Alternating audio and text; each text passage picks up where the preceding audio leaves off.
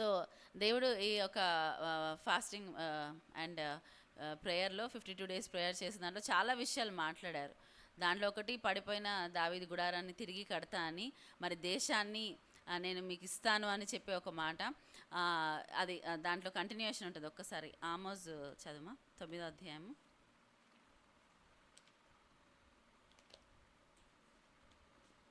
10 నుంచి 10వ వచనం నుంచి. దాని ఒక్క నిమిషం. ఆ కీడు మనలను తరిమి పట్టదు, మన యొద్దకు రాదు అని నా జనులలో అనుకొను పాపాత్ములందరూ ఖడ్గము చేత చత్తురు.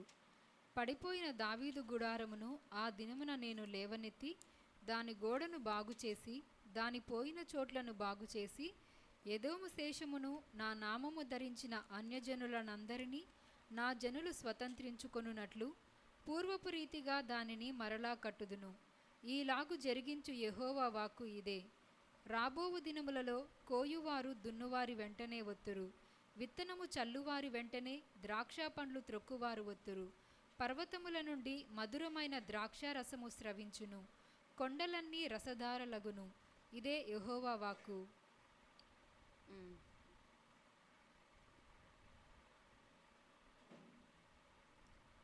సో ఈ ఈ మాటలు దేవుడు మాట్లాడుతూ ఉండే అనమాట. సో రెస్టరేషన్ గురించి చాలా ఇది ఇంకొకటి కూడా యోవేల్లో కూడా ఉంటుంది కదా, రెస్టరేషన్ గురించి అది కూడా చెప్పారు. సో ఈరోజు మరి దేవా ఏం వాక్యం మాట్లాడాలి అన్న విషయం ధ్యానిస్తుంటే నాకు రిపేరర్ ఆఫ్ ద బ్రీచ్ అన్న ఒక మాట గుర్తొచ్చింది. అదేంటంటే యెషయా 58వ అధ్యాయము 12వ వచనం. పూర్వకాలము నుండి పాడైపోయిన స్థలములను నీ జనులు కట్టెదరు, అనేక తరముల క్రిందట పాడైపోయిన పునాదులను నీవు మరలా కట్టెదవు. విరగబడిన దానిని బాగుచేయువాడవనియు దేశములో నివసించున్నట్లుగా త్రోవలు సిద్ధపరచువాడవనియు నీకు పేరు పెట్టబడును. మళ్ళీ ఈ దినమున అడుగుతుంటే దేవుణ్ణి ఇదే మాట ఇచ్చారు. సో ఇవాళ పాట పాడినప్పుడు అది నాకు ఒక కన్ఫర్మేషన్ లాగా ఉండేది. స్థిరపరచువాడవు, బలపరచువాడవు, ఇంకేంటి, ఘనపరచువాడవు, హెచ్చించువాడవు, ఘనపరచువాడవు, హెచ్చించువాడవు. మరి ఏమైనా పాడైపోయిన చోట నిలబెట్టువాడు. ఎక్కడైతే పాడైపోయినా వాటిని ఏం చేస్తాడంటే దేవుడు నిలబెడతాడు. సో మరలా దేవుడు రెస్టరేషన్ గురించి మాట్లాడుతూ ఉన్నాడు. హల్లెలూయా. సో మనం ఏ పరిస్థితిలో ఉన్నాం అంటే గోడలు పడిపోయినాయి అన్న విషయం, ఒక సిటీ పాడైపోయింది, ఒక పట్టణం పాడైపోయింది అన్న విషయం రికగ్నైజ్ చేయడం నుంచి స్టార్ట్ అవుతుంది రెస్టరేషన్. ఎక్కడి నుంచి స్టార్ట్ అవుతుంది? మనము ఏదైనా పడిపోయింది, ఏదైనా బాగులేని స్థితిలో ఉందన్న ఏమంటారు ఆ యొక్క మనం నమ్మితే అక్కడి నుంచి స్టార్ట్ అవుతుంది రెస్టరేషన్. అక్కడి నుంచే మొదలు పెట్టాలి. చాలా మటుకు మనం చాలాసార్లు మనం డినయల్లో ఉంటాం, మనం ఒప్పుకోమన్నమాట. లేదు ఇది అంత బాగానే ఉంది, అంత బాగానే ఉంది అనుకున్నప్పుడల్లా రెస్టరేషన్ రాదు. రెస్టరేషన్ ఎప్పుడు రికగ్నిషన్తో వస్తుంది. ఫస్ట్ ఏమని అనుకోవాలి, మనము రికగ్నైజ్ చేసుకోవాలి. రికగ్నైజ్ చేసుకొని దేవుడు మరి పాడైపోయిన స్థలం అనమాట, ఎక్కడో అక్కడ మనం బ్రీచ్. ఇప్పుడు ఆ గోడలు చాలా ఇంపార్టెంట్. నెహెమ్యా కాలంలో ఏంటి, గోడలు మళ్ళీ తిరిగి కట్టారు. గోడలు దేనికి సాదృశ్యం? ప్రొటెక్షన్కి సాదృశ్యము. అయితే ఎవరి వంతు గోడ వాళ్ళు కట్టారని ఉంటుంది కదా. మనము అది మన టాపిక్ కాదు, కానీ మనం చూస్తే ఎవరు వంతు గోడ వాళ్ళు కట్టారంటుంది. సో బ్రీచ్ ఆ యొక్క ప్రొటెక్షన్ తెగిపోయింది. లేకపోతే సాతానుడు ప్రొటెక్షన్ తెగిపోయినప్పుడు ఏమవుతుంది, ఇల్లు కట్టుకున్న వాళ్ళు ఖచ్చితంగా కాంపౌండ్ వాళ్ళు కట్టుకుంటారు కదా. మాది నేను చిన్నగా ఉన్నప్పుడు మా ఇంటికి కాంపౌండ్ వాళ్ళు ఉండేది కాదు, కానీ ముళ్ళ కంచెలు వేసి మొత్తం ఒక కాంపౌండ్ పెట్టేవాళ్ళు అప్పుడు. సో ఎందుకు పెడతారు? సో అన్నెసరీ యానిమల్స్ కానీ లేకపోతే ఏమైనా వచ్చేసి మనం ఏదైనా దాన్ని పాడు చేసేస్తాయన్న దాంతో ఏం చేస్తారో కంచె వేస్తామన్నమాట. సో ప్రతిదానికి కంచె అనేది చాలా ఇంపార్టెంట్. సో ఆ కంచెలో బ్రీచ్ వచ్చినప్పుడు అది పడిపోయినప్పుడు ఏంటి, ఎనిమి ఎప్పుడన్నా రావచ్చు, ఎప్పుడన్నా పోవచ్చు. కొన్నిసార్లు మనము అటువంటి పరిస్థితుల్లో, అటువంటి వల్నరబుల్ అంటే వీక్ స్టేట్లో మనం ఉన్నామేమో, మనం అది ఒప్పుకుంటున్నామా? ఫస్ట్ ఆఫ్ ఆల్ మనం ఒప్పుకోవాలి. ఏంటి, ఎస్, రెస్టరేషన్ దేవుడు ఎందుకు మాట్లాడుతున్నాడు? ఏదో డ్యామేజ్ జరిగింది కాబట్టి రెస్టరేషన్ మాట్లాడతాడు దేవుడు. ఒకవేళ అట్లాంటివి లేకపోతే రెస్టరేషన్ గురించి దేవుడు మాట్లాడే అవసరం లేదు. సో ఫస్ట్ మనం కొన్ని లాస్ట్ టైము మనం మాట్లాడినప్పుడు దేవుడు మొదటి ప్రేమ గురించి మాట్లాడుతున్నాడు. అంటే మొదటి ప్రేమ కోల్పోయారని చెప్పి మాట్లాడుతున్నాడు. ఎంతమంది మరి ఆ ఎక్సర్సైజ్ చేశారో లేదో నాకు తెలియదు. నేను మనము ఏ స్థితి నుంచి పడిపోయామో దేవుడు ఏం చెప్పాడు, మీరు చూసుకోమన్నాడు. ఆ విషయం ఎంతమంది మరి మిమ్మల్ని మీరు నేను అప్పుడు చెప్పాను, ఒకవేళ కావాలంటే మీ టెస్ట్ మనీ మీరే రికార్డ్ చేసుకొని వినండి, లేదా మరి ఏ విషయాలు ఇచ్చారో రాసుకోండి. మీరు ఎంతమంది అది చేశారో నాకు తెలియదు, కానీ నేనైతే అప్పటి నుంచి కూడా ఆలోచిస్తున్నా, ఏ విషయాలు నేను రెస్టోర్ అవ్వాలి దేవా, ఏ విషయాలు నేను మరలా ఆ ప్రేమలో నాది ఆ మొదటి ప్రేమ ఏ విషయాల్లో పోయింది. డెఫినెట్లీ నేను ఒప్పుకుంటాను, నా మొదటి ప్రేమ మొదటి స్థితి లేదు. అయితే అది నేను ఎట్లా రెస్టోర్ చేసుకోవాలి, ఆ ప్రేమని ఎట్లా దాన్ని ఇంకా పెంచుకోవాలి. ఆ ఫస్ట్ లవ్ అనేది చాలా చాలా దేవుడి ఫస్ట్ లవ్ ఎట్లా ఉందో అది ఇప్పటికీ అలాగే ఉంది. ఒకవేళ ఆయన మన పట్ల ఉన్న ఆ ప్రేమ కోల్పోతే మనం ఎవ్వరం కూడా ఈరోజు ఇలా ఉండలేము. ఆయన ప్రేమ ఆయన దీర్ఘశాంతం వల్ల మనం ఈరోజు సజీవ లెక్కలో ఉన్నాం. ఒక్క నిమిషం దేవుడు మనం జస్ట్ ఇగ్నోర్ చేస్తే మనము అసలు బ్రతకలేం. ఎందుకంటే దేవుడు మనతో లేకపోతే మనం సాతాన్ని జయించడం అనేది అసాధ్యమైన విషయం. ఒకవేళ మన పక్షాన దేవుడు లేకపోతే, ఎందుకు వాడికి చాలా ఎక్కువ శక్తి ఉంది. మన హ్యూమన్లీ శక్తితో మాట్లాడితే వాడు ఇన్విజిబుల్ బీయింగ్, చాలా విషయాలు తెలుసు, చాలా జ్ఞానం కలిగి ఉన్నవాడు. ఎన్నో ఏజెస్ నుంచి మరి చూస్తున్నాడు మనుషుల స్వభావం అని. సో మనము వాడిని జయించడం, ఒకవేళ దేవుని శక్తి మనతో లేకపోతే ఇట్ ఈస్ ఇంపాసిబుల్. అయితే మనం రికగ్నైజ్ చేయాల్సింది ఏంటంటే, మనం దేవుడిని మనం ఎంత ప్రేమిస్తున్నాము, దేవుడి కోసం మనం ఏమి చేయాలనుకున్నాం. దేవుడు ఇక్కడ వాగ్దానం ఇస్తున్నాడు. మళ్ళీ ఒకసారి చదువుదామా. పూర్వకాలము నుండి పాడైపోయిన స్థలములను నీ జనులు కట్టెదరు. అనేక తరముల క్రిందట పాడైపోయిన పునాదులను నీవు మరలా కట్టెదవు. విరుగబడిన దానిని బాగు చేయువాడవనియు, దేశములో నివసించున్నట్లుగా త్రోవలు సిద్ధపరచువాడవనియు నీకు పేరు పెట్టబడును. ఇక్కడ దేవుడు మన ద్వారా రెస్టరేషన్ తేవాలని దేవుడు ఆశ. మనం ఏదైతే కోల్పోయాం మళ్ళా అది తిరిగి సమకూర్చాలనే ఆశ. సో దేవుడు ఒక పెద్ద పని మనకి, అది చాలా చాలా ఇంపార్టెంట్ పని. జీసస్ ఇచ్చిన పరిచర్య ఏంటి? మినిస్ట్రీ ఆఫ్ రికన్సిలియేషన్ అంటారు. అంటే సమకూర్చబడే ఆ యొక్క ఇది రెస్టోర్ చేసే పరిచర్య అది. ఆ రెస్టరేషన్ మనం ఏం చేయాలి? ఆత్మను రెస్టోర్ చేయాలి, పాడైపోయిన వాటిని రెస్టోర్ చేయాలి. ఎంత బ్యూటిఫుల్ పరిచర్య అది, ఎంత అద్భుతమైన ఇది. దానికి ఫస్ట్ ఏం కావాలి? మనం ఏ స్థితిలో ఉన్నామో మనం గమనించుకోవాలి. మనం దేవుని అప్రోచ్ అవుతున్నాము. అందుకే ఫస్ట్ దేవుడు ఏమన్నాడు? మనం ఫస్ట్ ఏ స్థితి నుంచి పడిపోయామో మనము చూసుకోవాలని దేవుడు అంటున్నాడు. You have fallen from great heights అన్నాడు దేవుడు. చాలా పడిపోవాలంటే ఎక్కడ ఉండాలి? మనం ఫస్ట్ పైన ఎత్తైన స్థలంలో ఉండాలి. అక్కడి నుంచే కదా పడిపోదాం. కింద కూర్చున్న వాళ్ళు పడిపోయారు అంటారా? అన్నారు. సో మనం ఏ స్థితి నుంచి పడిపోయామో మీరు చూసుకొని మారు మనసు పొందమంటాడు. సో ఆ ప్రాసెస్ ఎంతమందిలో స్టార్ట్ అయిందో, ఎంతమంది స్టార్ట్ చేసుకున్నారో నాకు తెలియదు. నేనేమి ఇక్కడ ఏమంటారు పోల్ తీసుకోవట్లేదు, కానీ అంటే చెప్పండి చేతులెత్తని అడగట్లేదు. ఎందుకంటే అది వ్యక్తిగతంగా మనం పరీక్షించుకోవాల్సిన విషయం. అది నాకు తెలియాల్సిన అవసరం లేదు. దేవుడికి మనము ఆన్సరబుల్.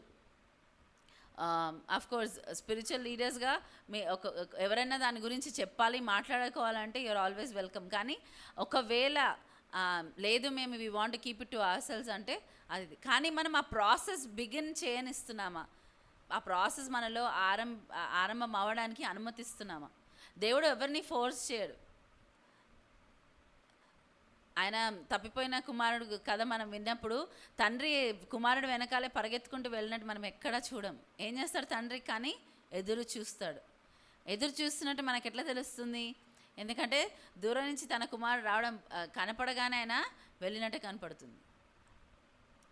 సో అక్కడ ఉన్న స్థితిలోనే దేవుడు వెయిట్ చేస్తున్నాడు. రెస్టోర్ చేయడం అంటే ఉన్న స్థితికి తిరిగి తేవడం. ఇక్కడ చూస్తే ఆ దేవుడు ఎక్కడే ఉన్నాడో అక్కడే ఇంకా నిలిచి ఉన్నాడు. ఆయన యెషయాలో ఉంటుంది కదా, దినమెల్లా చేతులు చాప ఆయన ఏం చేస్తున్నాడంట? ఒక స్టిఫ్ నెక్డ్ అంటే ఎవరైతే మొండి ప్రజలు, ఎవరైతే దేవుని నుంచి దూరం అవ్వడానికి ఇష్టపూర్వకంగా, మొండితనం అని దేనంటాము? ఏదైనా చెప్తే విల్ఫుల్గా రిజెక్ట్ చేస్తేనే వాళ్ళని మొండి అంటారు కదా. వాళ్ళు మాట వినని వాళ్ళని ఎందుకంటారు? సో ఎందుకంటే చెప్పిన మాట లేదు నేను చేయను అంటే అదేంటి? మాట వినకపోవడం. సో అటువంటి వాళ్ళ కోసం దేవుడు ఏం చేస్తున్నాడంట, అక్కడ నిలబడి ఎదురు చూస్తూ ఉన్నాడు. తండ్రి మనం చూస్తే తప్పిపోయిన కుమారుడు విషయంలో ఏ ప్లేస్ నుంచి కుమారుడు వెళ్ళిపోయాడో ఆ ప్లేస్కి రావాలని ఆశతో తిరిగి వస్తున్నాడు. మొత్తం రాలేదు. నువ్వు ఈ గడప నుంచి దాటావు కదా, ఈ గడప దగ్గరికి వస్తేనే నేను ఇచ్చేస్తాను.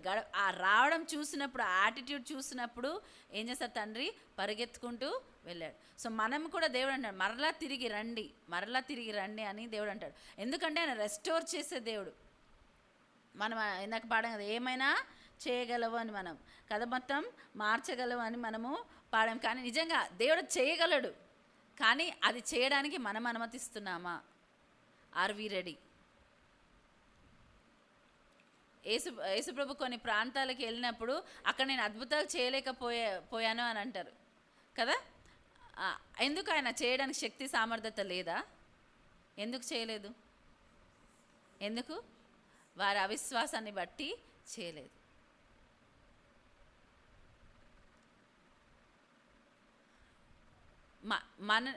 ఈరోజు మనం దేవుడు అద్భుతాలు చేయగలడు.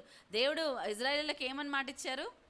నేను మిమ్మల్ని అందరినీ కూడా అక్కడి నుంచి చెరలోంచి బానిసత్వం నుంచి విడిపించాలని ఆయన ఉద్దేశం. కానాను దేశానికి నడిపిస్తాను అబ్రహాంకి వాగ్దానం చేసిన దేవుడు నమ్మదగినవాడు. 430 సంవత్సరాల తర్వాత కూడా ఏం చేస్తాడు దేవుడు? వాళ్ళని తీసుకొని వెళ్ళడానికి వచ్చాడు. కానీ ఏంటంట, ఏమైంది? వాళ్ళు అద్భుతాలు చూశారు, ఎర్ర సముద్రం దాటారు. మరి వెనకాల వాళ్ళకు వచ్చిన శత్రువులు ఆ యొక్క సముద్రంలో మరి లయమైపోవడం చూశారు. కానీ వాళ్ళు ఏం చేశారు? దాంట్లో ఎంతమంది ప్రవేశించారు? ఆ దేశానికి ఎంతమంది వెళ్ళారు? ఇద్దరే. ఎవరైతే పిలువబడ్డారో వాళ్ళ నుంచి ఇద్దరే వెళ్ళారు. మరి దేవుడు వాళ్ళు బట్టలు మాసిపోకుండా, వాళ్ళ చెప్పులు అరిగిపోకుండా వాళ్ళకి మరి అంతమందిని పోషించి చేసిన దేవుడు అక్కడి నుంచి అక్కడ తీసుకెళ్ళడం ఇంపాసిబులా? కాదు. 40 సంవత్సరాలు అక్కడే పెట్టి పోషించాడు. ఎందుకు?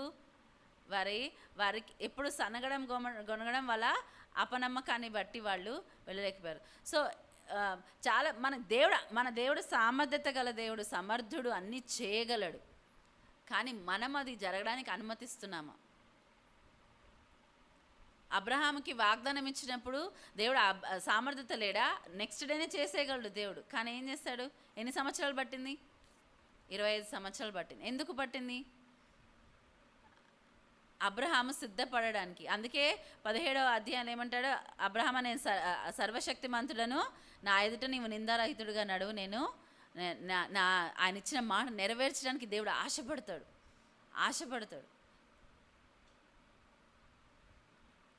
దేవుడు సామర్థ్యత గల దేవుడు, దేవుడు చేయగల దేవుడు. కానీ మనము 13వ వచనం చదువుదాము. ఇక్కడ ఒకసారి చదువుమా.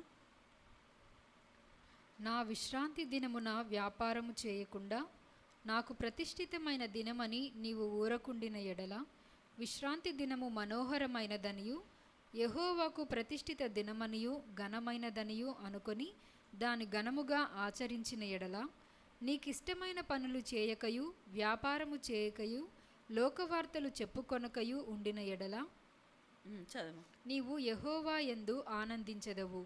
దేశం యొక్క ఉన్నత స్థలముల మీద నేను నిన్నెక్కించెదను. నీ తండ్రి అయిన యాకోబు స్వాస్థ్యమును నీ అనుభవములో ఉంచెదను. యెహోవా సెలవిచ్చిన వాక్కు ఇదే. చాలు. ఇక్కడ చూస్తే దేవుడు కొన్ని ఇవి చేయగలను. నువ్వు ఎలా మారుతావంట? రెస్టోర్ చేసేవాడిగా నువ్వు మారుతావు. నువ్వు పడిపోయిన స్థలాన్ని, ఇప్పుడు నెహెమ్యా లాంటి వాళ్ళు ఎంతోమంది దేవుడు లేవనెత్తగలడు. ఇక్కడ ఉన్న వాళ్ళందరూ నెహెమ్యాలాగా అయిపోవచ్చు. కొంతమంది మరి సంఘాన్ని కట్టచ్చు, కొంతమంది ఇతరుల లైఫ్స్ని కట్టచ్చు, వేరే వేరే పనులు చేయొచ్చు, వేరే వేరే రకాలుగా మనం రెస్టోరర్గా ఉండగలం. దేవుడు ఇది మన సంఘానికి ఇస్తున్న పిలుపు అనుకుందాం. మనం రెస్టోరర్స్గా పిలుస్తున్నాడు దేవుడు. మీరు రెస్టోర్ చేయడానికి నేను మిమ్మల్ని పిలుస్తున్నా అంటున్నాడు. కానీ మనము సిద్ధంగా ఉన్నామా? మనం ఏ విధంగా సిద్ధపడుతున్నాము? దేవుడి వాక్యం నెరవేరకపోవడానికి కొన్నిసార్లు దేవుడు ఇచ్చిన మాట తప్పడంట. కొన్నిసార్లు మనమే కారణము అవుతాము. కొన్నిసార్లు దేవుడు ఎట్లా క్రియేట్ చేస్తారు సిచ్యువేషన్స్? మనం ఆయనకు మొర పెట్టే విధంగా చేస్తాం. కానీ ఒక మొండి వాళ్ళు లేకపోతే ఎలా చేస్తారు, అది సొల్యూషన్ తీసుకోకుండా వేరే దానికి వెళ్తాడు. ఇప్పుడు సౌల్ని దేవుడు రాజుగా ఫస్ట్ నియమించినప్పుడు దేవుడు నియమించారా లేకపోతే లేదా? దేవుడే కదా ఆయన అభిషేకించి ఆయన ప్రవక్త ద్వారా నియమించాడు. అయితే దేవుడు ఏం ఆశ ఉండే అంట, నీ యొక్క రాజ్యం నేను స్థిరపరచాలనుకున్నా, కానీ ఇప్పుడు అది నీ నుంచి తీసివేయబడుతుంది. అంటే దేవుడి మాట అక్కడ నెరవేర్చబడలేదు అంటామా? ఎందుకు నెరవేర్చబడలేదు? ఆయన ఆశ అయితే ఏముండాలి, సౌలు మరి రాజుగా ఉండాలనే చేశాడు. కానీ ఏమైంది, అక్కడ సౌలు రాజుగా కంటిన్యూ అవ్వలేకపోయాడు. ఎందుకు? తన అవిధేయత వల్ల. ఆదామవ్వని కూడా దేవుడు సృష్టించినప్పుడు ఆయన స్వరూపంలో ఆయన పోలికలో సృష్టించాడు కదా. ఆయన ఎవరి స్వరూపంలో ఎవరి పోలికలో సృష్టించాడు? దేవుని స్వరూపంలో దేవుని పోలికలో సృష్టించాడు. ఇంకా ఆయనలో ఏమి ఊదాడు? ఆయనలో ఆ స్పిరిట్ ఊదినప్పుడు ఏమైందంటే ఆయనలో జీవాత్మ ఆయన అయ్యాడు. అయినప్పుడు ఏమైంది, ఆయన దేవుడితో సహవాసం చేస్తున్నాడు, నడుస్తున్నాడు. ఆయన దేవుడు ఒక ఎటర్నల్ ప్లాన్ ఏంటి, వాళ్ళు ఆయనతో ఎప్పటికీ సహవాసంలో ఉండాలని. కానీ ఏమైంది, మధ్యలో ఆదాము అవ్వ తప్పిపోయారు. ఎవరి ద్వారా? ఆజ్ఞ అతిక్రమించారు, వాళ్ళు పాపంలో పడిపోయారు. పడిపోయిన తర్వాత మనము ఆదికాండము 5వ అధ్యాయం 3వ వచనం ఒకసారి చదవండి. ఆదాము 130 ఏండ్లు బ్రతికి తన పోలికగా తన స్వరూపమున కుమారుని కని అతనికి షేతు అని పేరు పెట్టాను. ఇక్కడ దేవుని పోలికలో దేవుని స్వరూపంలో చేయబడ్డ ఆదామవ్వ పాపంలో పడిపోయాక ఏం చేశారంట, వారి పోలికలో వారి స్వరూపంలో ఏం చేశారు, కుమారుని కనెను అని ఉంటుంది. సో ఇక్కడ దేవుని లైక్నెస్, దేవుని ఇమేజ్లో పిలువబడిన వారు ఏమయ్యారు, వారు సొంత పనులు చేసుకుంటూ ఇక్కడ ఏమైందంట, వాళ్ళు ఆదాము పోలికలో ఆదాము స్వరూపంలో ఆయన పిల్లల్ని కన్నారు. అందుకే మరలా యేసుప్రభు వచ్చి మరలా మనల్ని తిరిగి సమకూర్చవచ్చు. మొదటి ఆదాము ఏదైతే పోగొట్టుకున్నాడో మరలా వచ్చి చివరి ఆదాముగా ఏం చేశారు, యేసుప్రభు వచ్చి మరలా అది రెస్టోర్ చేశారు. సో జీసస్కి ఉన్న క్వాలిటీ ఏంటి, రెస్టోరర్. ఆయన ఏం చేస్తాడు, సమకూరుస్తాడు. అదే సేమ్ పరిచర్య, సేమ్ ఇది మనకిస్తున్నాడు దేవుడు. మీరు కూడా సమకూర్చేవారిగా ఉంటారు. You will be called restorers. మీరు సమకూర్చే వారిగా, మీరు రెస్టోర్ చేసే వారిగా నేను మిమ్మల్ని చేస్తా అంటున్నాడు. అయితే కాకపోతే దేవుని ఆలోచనలు, దేవుని తలంపులు, దేవుని విధానాలు మనకు తెలిస్తే అది దాని ప్రకారము ఆ జ్ఞానం మనకు ఉంటే గనక మనం నిజంగా దాంట్లో మనం ఇక్కడ చూస్తే 14వ వచనం ఏముంది, నీవు యెహోవా యందు ఆనందించెదవు, దేశం యొక్క ఉన్నత స్థలముల మీద నేను నిన్నెక్కించెదను, నీ తండ్రి అయిన యాకోబు స్వాస్థ్యమును నీ అనుభవంలో ఉంచెదను, యెహోవా సెలవిచ్చిన వాక్కు ఇదే. ఇక్కడ ఏమంటున్నాడు, దేవునిలో నీవు ఆనందించదవు, నీవు యెహోవా యందు దేశం యొక్క ఉన్నత స్థలముల మీద నేను నిన్ను ఎక్కించదు. సో ఒకవేళ మనము ఫస్ట్ 13వ విషయం ఏంటంటే, దేవునికి మీరు ప్రత్యేకత ఇస్తే, మనం చూస్తాం సామెతలు ఎవరు రాస్తారు, సొలొమోన్ రాస్తాడు కదా. సొలొమోన్ సొలొమోన్ అనగానే ఏం గుర్తొస్తుంది మనకి, ఏం గుర్తొస్తుంది, జ్ఞానం, చాలా జ్ఞానం కలిగినవాడు. కానీ అంత జ్ఞానం కలిగి దేవుని విధానాలు, దేవునికి అవిధేయుడుగా ఉండి దేవుని గనక ఆయన చేరలేకపోతే ఆ జ్ఞానం ఉండి ఏమైనా అవసరమా? నేను అనుకుంటే నాకు అంత జ్ఞానం లేకపోయినా నేను దేవుని పట్టుకొని ఉంటే చాలు, దావీదులాగా ఉండడం నేను అనుకుంటా అది బెటర్. దావీదు జ్ఞానవంతుడు, కానీ అన్నిటికన్నా దావీదును గుర్తు చేసుకుని మనకి ఏం గుర్తొస్తుంది, దేవుని హృదయానుసారుడు లేకపోతే ఆరాధికుడు కదా. ఈ రెండు విషయాలు బాగా గుర్తొస్తుంది. రాజు ఆయనలో ఇవన్నా కానీ ఫస్ట్ దావీదు అనగానే ఎవరికైనా ఏం గుర్తొస్తుంది, ఆరాధికుడు అని గుర్తొస్తుంది, దేవుని హృదయానుసారుడు అని గుర్తొస్తుంది. మనకు దేవుడు మనకి ఇచ్చేసినప్పుడు అంత జ్ఞానము కలిగి ఉండి మనం ఒకవేళ మనము దేవుని యొక్క హృదయాన్ని ఎరగకుండా ఉంటే ఏమైనా లాభమా? లేదు.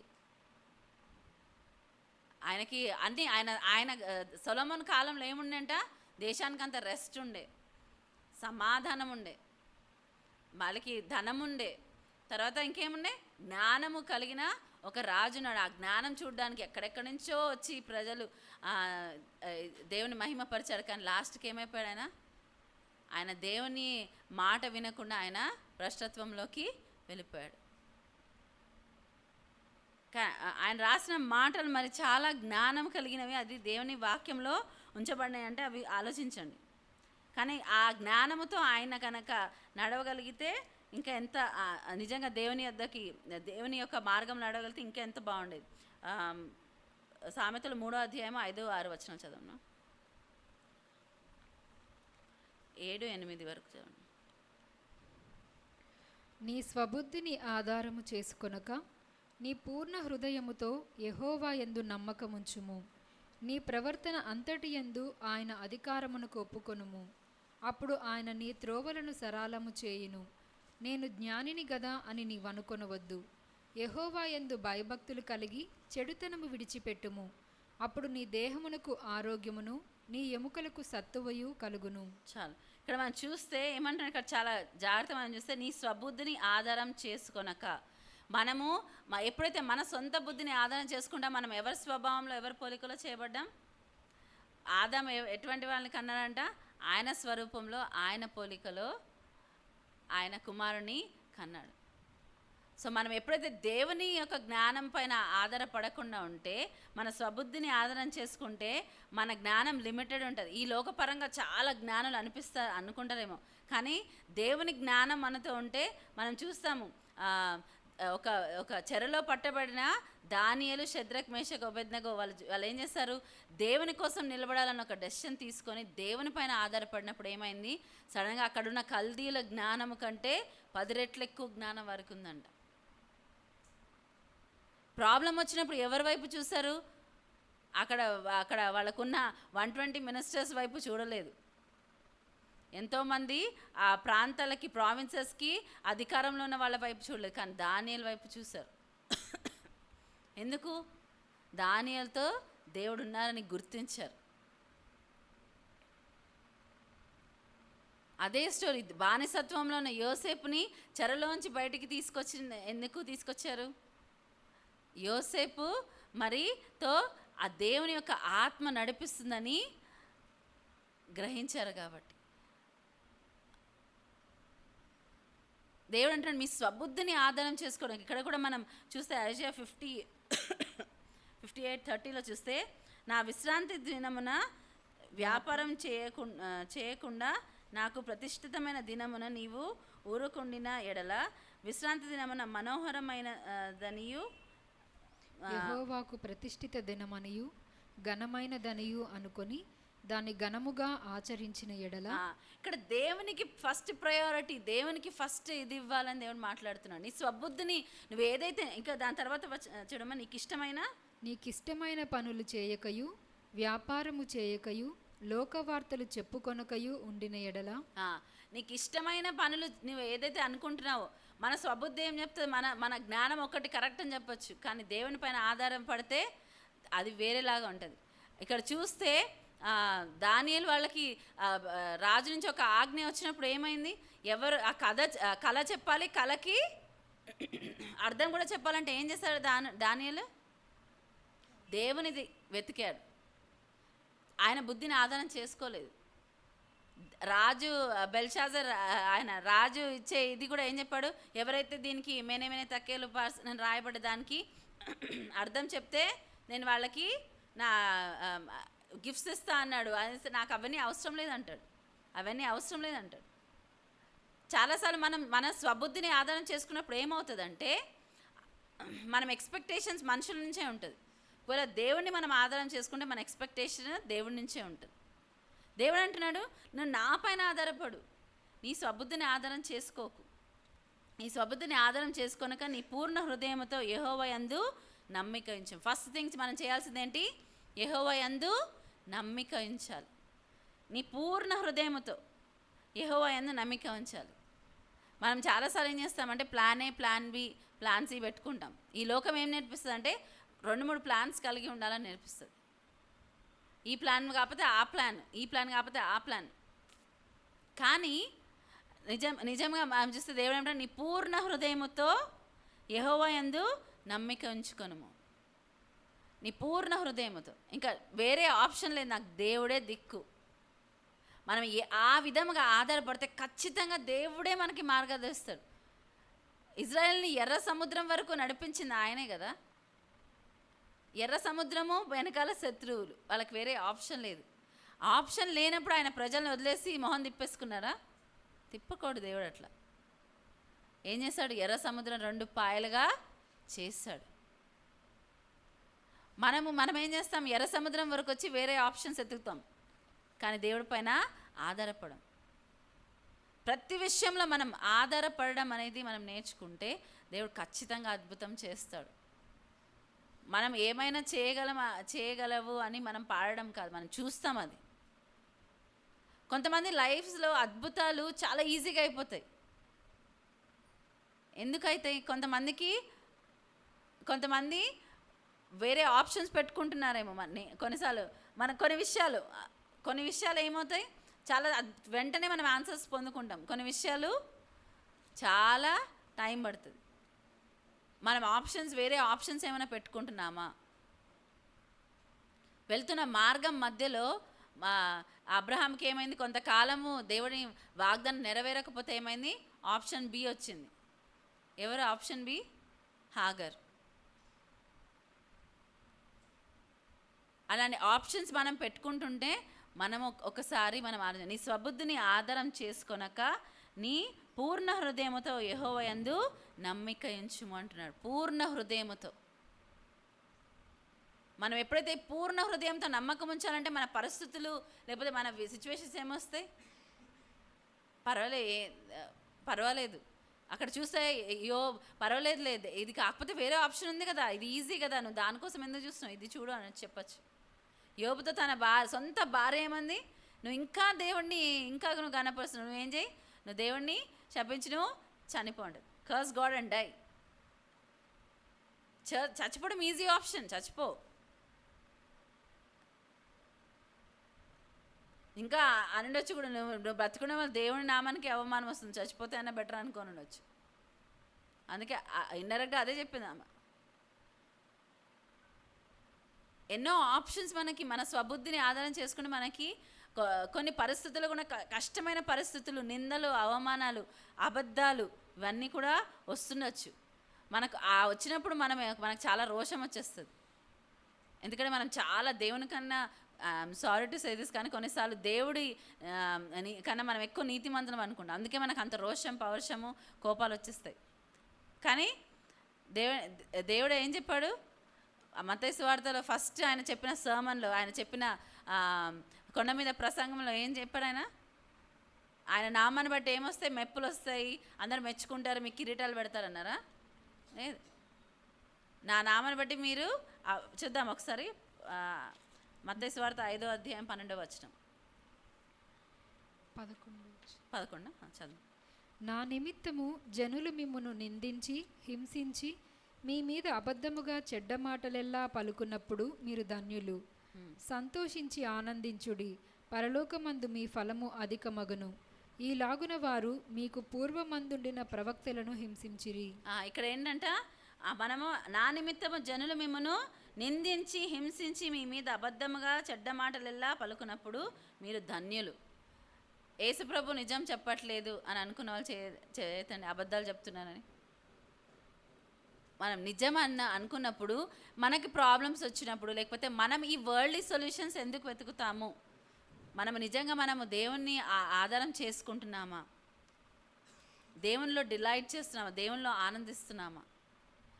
మనం చూస్తే అపొస్తలుల కార్యములంతా కూడా వాళ్ళు హింసించినప్పుడు, వాళ్ళు దూషింపబడ్డప్పుడు, వాళ్ళని కొట్టినప్పుడు వాళ్ళు ఏం చేస్తారంట? ఆనందించారంట. దేవుని నామాన్ని బట్టి మేము ఈ నిందలు అనుభవించడం, లేకపోతే ఈ యొక్క శ్రమ అనుభవించడం గొప్ప భాగ్యం అనుకున్నారంట. వాళ్ళకి ఏదో ఒక డిగ్రీ వచ్చినట్టు, ఒక కిరీటం వచ్చినట్టు ఫీల్ అయ్యారు. ఈ లోకపరంగా అనుకోవచ్చు, అరే వీళ్ళు ఏంటి అన్నీ కోల్పోయిన వాళ్ళు, ఏంటి క్రిస్టియన్స్ అనుకోవచ్చు. కానీ మనము, ఇంక్లూడింగ్ మీ అందరూ కూడా, మనకి నిందలు, అవమానాలు, హింసలు వచ్చినప్పుడు మనం అవతల మనిషి గురించి చెడ్డగా అనుకోకుండా ఎంతమంది ఉన్నాం? అది నాకేం చెప్పక్కర్లే, మనం ఆలోచించుకుందాం. మనం సంతోషించి ఆనందించి దేవుని మహిమపరుస్తున్నామా? దేవా నాకు ఈ అవమానం వచ్చినందుకు, నింద వచ్చినందుకు, నన్ను అంత యోగ్యురాలుగా నీ నామను బట్టి నిందలు, అవమానాలు, హింసలు భరించడానికి యోగ్యురాలుగా ఎంచుకున్నందుకు వందనాలని చెప్పాము మనం. లేకపోతే చాలా ఎక్కువగా మనము ఉపవాసం ఉండి ప్రార్థన చేసి నువ్వు నన్ను ప్రూవ్ చేయి, నేను కరెక్ట్ అని ప్రూవ్ చేయి దేవా అని చేసిన వాళ్ళు కూడా ఉంటారు. చేస్తాడు దేవుడు. కానీ మనకు వచ్చే దాన్ని ఏ విధంగా, ఏ దృష్టితో చూస్తున్నాము, ఎటువంటి కళ్ళతో మనం చూస్తున్నాం, దేవుని వాక్యాన్ని బట్టి మనం చూస్తున్నామా, మన సొంతంగా మన అండర్స్టాండింగ్ని బట్టి చూస్తున్నామా? ఇక్కడ చూస్తే యెషయాలో ఏమన్నాడు ఆయన? నా విశ్రాంతి దినమున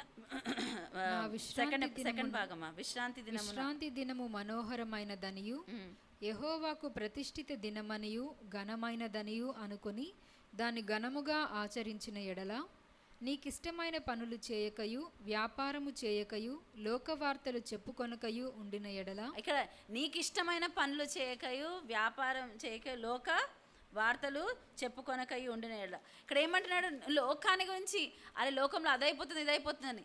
చాలామంది ఈ అంత దినాల్లో ఏమవుతుందంటే చాలామంది హృదయము ఫెయిల్ అయిపోతుందంట, మన హార్ట్. ఎందుకు? అవుట్ ఆఫ్ ఫియర్, భయంని బట్టి. అది బయట వాళ్ళ గురించి కదంట, సంఘంలో ఉన్న వాళ్ళే. చాలామంది హృదయం, హార్ట్ ఫెయిల్ అయిపోతుందంట. పానిక్ అటాక్ వచ్చేస్తుంది. ఇవాళ రేపు చాలా కామన్ వర్డ్ పానిక్ అటాక్ అంటారు. పానిక్, భయపడిపోతారు. బయట మనం చూడము, అది ఎక్కువగా మనలోనే మనం చూసుకోవచ్చు.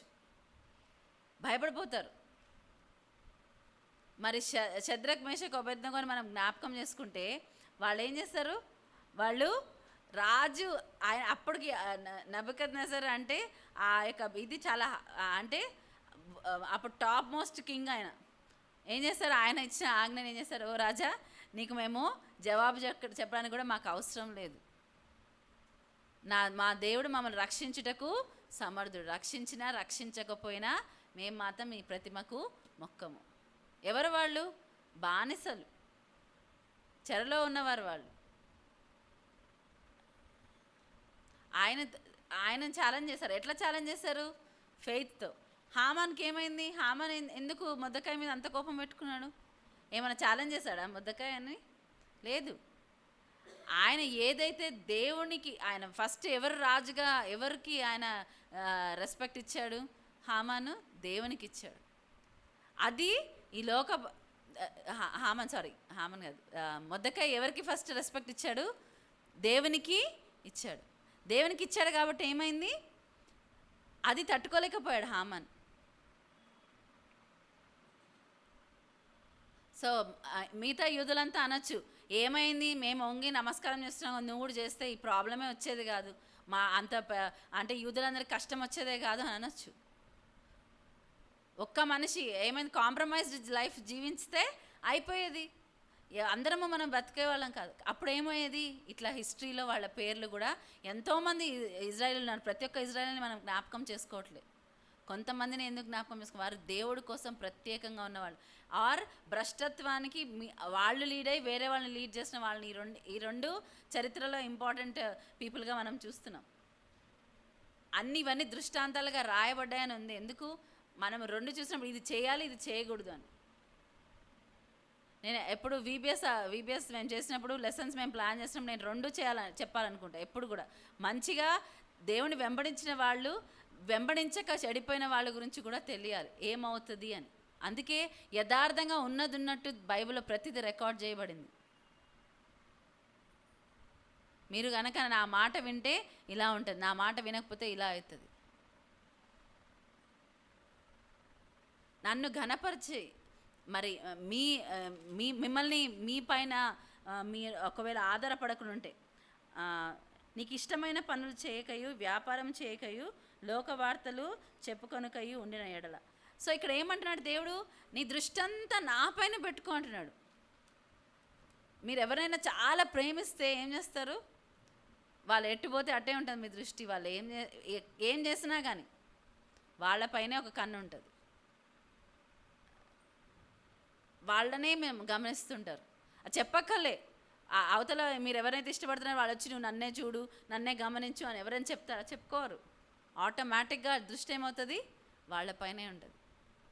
మళ్ళీ ఏదైనా మనం ఎటువైపు వస్తుంది, నిజంగా మనము దేవుని ఆ యొక్క మొదటి ప్రేమతో ప్రేమిస్తున్నామా? Do you love God? వాళ్ళు ఏం చెప్పినా చేయడానికి మనం రెడీ ఉంటాం.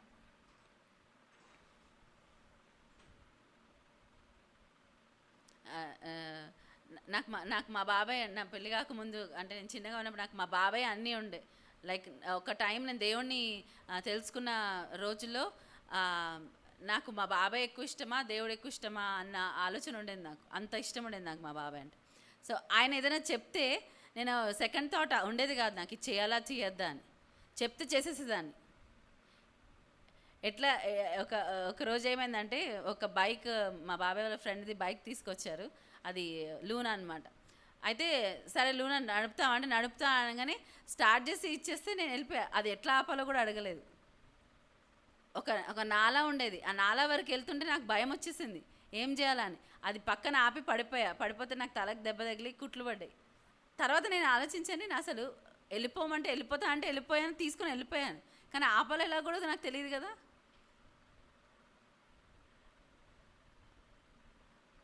మనుషులపైనే మనం అంత డిపెండ్ అవుతాం, లేకపోతే అంత ఇది ఉంటాం. కానీ కొన్నిసార్లు మనుషులు మనల్ని ఫెయిల్ చేయొచ్చు, కానీ దేవుడు ఎప్పుడు కూడా ఆయన నమ్మదగినవాడు. అది తలుచుకుంటే ఇప్పుడు ఆ ఇన్సిడెంట్ తలుచుకుని నాకు ఇప్పుడు నవ్వు వస్తుంది, ఎట్లా నేను చేశాను అని. తీసుకొని వెళ్ళిపోమంటే వెళ్ళిపోయాను. అంత బ్లైండ్గా మా బాబాయ్ కొన్ని ప్రిన్సిపల్స్ నేర్పించారు. ఎవరిదైనా వేరే వాళ్ళ ఇది ఉంటే వేరే వాళ్ళ పర్సనల్ థింగ్స్ మనం చూడకూడదు, ముట్టకూడదు అని. ఇంకొకటి చెప్పారు, చీటింగ్ చేయకూడదు అని. ఎప్పుడు కూడా చీటింగ్ చేసేవాళ్ళు, చీటింగ్ చేయడానికి అవకాశం ఇచ్చేవాళ్ళు కూడా తప్పు ఎప్పుడు చేయదండి. నా లైఫ్లో నేను చీటింగ్ చేయలేదు, ఎగ్జామ్స్లో ఎప్పుడు చీట్ చేయలేదు. మా బాబాయ్ నన్ను పక్క నుండి చూడరు కదా, అయినా కానీ ఆయన ఒక్క మాట చెప్పారు కదా, నాకు ఆయన అంటే అంత ఇష్టం ఉండేది, అంత ఇష్టం. సో చీట్ చేయొద్దంటే నేను చేసేదాన్ని కాదు, చేయలే. ఎప్పుడు కూడా నేను ఆ మాట చెప్పినప్పటి నుంచి ఎప్పుడు కూడా నా నా చదువుకున్న కెరీర్లో ఎప్పుడు కూడా నేను డిగ్రీ ఎగ్జామ్ రాసేటప్పుడు నన్ను పక్కన ఎంత శోధించిందో చూపించమని, చూపించలేదు కూడా. మా బాబాయ్ ఈ రెండు చేయొద్దని చెప్పాడు, నేను ఎప్పుడు నా లైఫ్లో చేయలేదు. చీటింగ్ చేయలేదు, చూపించలేదు, రెండు కూడా. సో మనం ఒక మనిషిని ప్రేమిస్తే ఇంతది. దేవుడు అంటే మీరు నన్ను ప్రేమించండి, నన్ను నా దగ్గరికి రండి, నన్ను వెంబడించండి. ఎందుకు? అది మన మేలు కోసం. మనుషులండి, మనుషుల్ని మనం ఎవరైనా ప్రేమిస్తే వాళ్ళు మనకి కొంచెం మేలు చేస్తారు అనుకుంటాం, కానీ దేవుడు ప్రేమిస్తే ఆయన ఏమైనా చేయగలడు. ఆయన మనం పాడం కదా, కథ మొత్తం ఆయన మార్చగలడు. నిజంగా ఎంత నమ్ముతాం మనం ఈ మాటని? లైఫ్స్ ట్రాన్స్ఫార్మ్ చేయగలడు, జీవితాలు మార్చగలడు, పరిస్థితులు మార్చగలడు, ఏదైనా చేయగలడు ఆయన.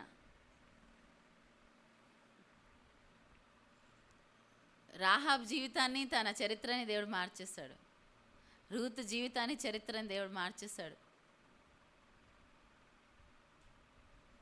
బంధకాల్లో ఉన్న చెరలో ఉన్న వారి జీవితాన్ని మార్చేస్తాడు. యాకోబుని ప్రేమించి ఏసావుని ద్వేషించాడంట. యాకోబు ఏం చెప్పాడు? నేను ఏసావునని చెప్పాడు. సరే, ఏసావు యొక్క పరిస్థితి నీకు వచ్చింది. ఎన్ని సంవత్సరాలు ఏసావులాగా బతికాడు ఆయన? 20 సంవత్సరాలు. తన మామ లాబాన్ చేతిలో ఆయన చాలా కష్టపడ్డాడు. 20 సంవత్సరాలు 10 సార్లు ఆయన జీతం మార్చబడింది. ఒకటని చెప్పి ఇంకొకటి చేశాడు వాళ్ళ మామ, అయినా భరించాడు. కానీ ఒక్కసారి ఆయనకు ఆశ పుట్టింది, ఏంటి? నేను తిరిగి వెళ్ళిపోవాలి. దేవుడు మరలా ఏం చేశాడు? ఆయన లైఫ్ని మార్చేశాడు. ఆయన డిసైడ్, అరే నేను యాకోబుని, ఆయన ఉన్నది యథార్థంగా ఒప్పుకున్నాడు. లైఫ్ మారిపోయింది, ట్రాన్స్ఫార్మ్ అయిపోయింది. యూదులందరూ అబ్రహాము సంతానం అని అంటాం, కానీ ఎవరి పేరుతో పిలువబడుతున్నారు? ఇజ్రాయేల్.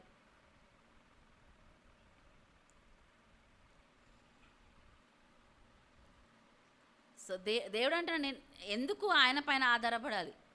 మనం అనుకోవచ్చు, అబ్బా కొన్నిసార్లు మనకు అనిపిస్తుంది దీనికన్నా నా దగ్గర బెటర్ డెసిషన్ ఉంది, నేను బెటర్గా చేయగలను. అయినా దేవుడు అంటున్నాడు, నీ స్వబుద్ధిని ఆధారం చేసుకోకు, నా పైన డిపెండ్ అవ్వు, నా పైన ఆధారపడు.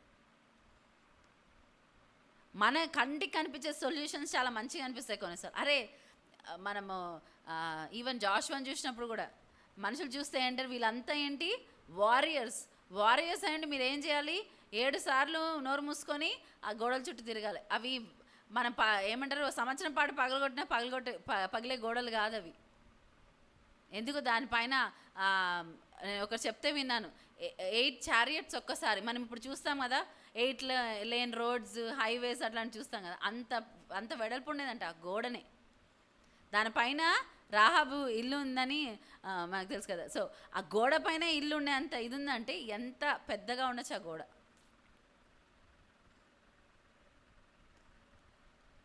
దాని వారియర్స్ అయి ఉండి ఏం చెప్తున్నాడు వాళ్ళు, దాని చుట్టూ 7 రోజులు ఏం మాట్లాడకుండా తిరగాలి. 7వ రోజు వచ్చి 7 మార్లు తిరిగి మీరు కేక వేయాలంటే యెహోషువ తనతో పాటు ఉన్న వాళ్ళు ఏం చేస్తారు, వాళ్ళది విని వెంబడించారు,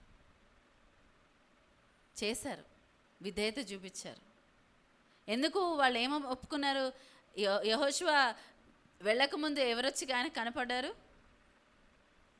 5వ అధ్యాయంలో చూస్తే ఒక దూసిన కత్తితో ఒక వ్యక్తి నిలబడ్డారంట. చూద్దాం ఆ వాక్యమా సచు, ఎన్నో వచనం చెప్పు. 13 నుంచి 5:13. యెహోషువ యెరికో ప్రాంతముననున్నప్పుడు అతడు కన్నులెత్తి చూడగా దూసిన కత్తి చేత పట్టుకొని ఉన్న ఒకడు అతని ఎదుట నిలిచియుండెను. యెహోషువ అతని యొద్దకు వెళ్ళి, నీవు మా పక్షముగా నున్నవాడవా, మా విరోధుల పక్షముగా నున్నవాడవా అని అడుగగా అతడు, కాదు, యెహోవా సేనాధిపతిగా నేను వచ్చియున్నానెను. యెహోషువ నేల మట్టుకు సాగిలపడి నమస్కారం చేసి, నా ఏలినవాడు తన దాసునికి సెలవిచ్చినదేమని అడిగెను. ఇక్కడ మనం చూస్తే మన తర్వాత మనం ఎరికో స్టోరీ రావడం మనం చూస్తాం. ఏమని సెలవిచ్చి ఉంటారు, ఇది సెలవిచ్చారు, మీరు 7 రోజులు దాని చుట్టూ తిరిగి 7వ రోజు 7 మార్లు తిరిగి మీరు కేక వేయండి, గోడలు పడిపోతాయి. నీకు మొక్కి నమస్కారం చేసి వర్షిప్ చేస్తాం, కానీ నేను నా ఇష్టం ఉన్నది చేస్తాను ప్లీజ్ అని చెప్పాడా యెహోషువ? మనం కూడా చాలాసార్లు దేవుని ఆరాధిస్తాము, దేవునికి మనము పాటలు పాడతాం, అన్నీ చేస్తాము, ఆరాధిస్తాం, కానీ మనం అంటాం దేవా ఈ ఒక్క విషయం నేను నా ఇష్టం ఉన్నట్టు చేస్తాను. యెహోషువ చేశాడా? చేయలేదు. అద్భుతం చూసారా? చూడలేదు. దేవుడు మనని ఒక సైన్గా, ఒక అద్భుతంగా, ఒక సూచనగా పెట్టాలనుకుంటాడు. అది దేవుడు మనకిచ్చిన పిలుపు. మనం చూస్తే దేవుడు గుర్తు రావాలి. రాహాబ్ ఏం చెప్పింది, మిమ్మల్ని గురించి చూస్తే అందరికి ఏమొచ్చిందంట, భయం.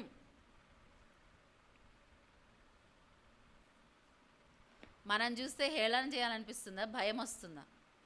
మనం చూస్తే వీళ్ళు దేవుడు అంటారు, కానీ వీళ్ళ లైఫ్లో ఒక్కటి కూడా దేవుని మహిమపరిచే విధంగా ఏది లేదన్నట్టు ఉంటుంది. కొంతమంది చూసి దేవుడు మిమ్మల్ని బట్టి నా నామము అవమానింపబడుతుందని. ఎందుకు మనము ఆ లూక్ వామ్నెస్లో మనం జీవిస్తున్నాం అంటే ఆ నులివెచ్చని స్థితిలో మనం జీవిస్తున్నాం. దేవుడు అద్భుతాలు చేస్తాడని తెలుసు, కానీ పూర్తిగా నమ్మడానికి భయం. మనము ఆరాధిస్తాం, యెహోషువలాగా ఆరాధిస్తాం. అవును, నువ్వు నాకేం సెలవిస్తున్నావో చెప్పు అంటాం చాలాసార్లు. దేవా నువ్వు ఏం మాట్లాడతావు, మాట్లాడని దేవుడు శోధిస్తాం, కానీ మాట్లాడితే ఎంతమంది వింటాము, ఎంతమంది చేస్తాము?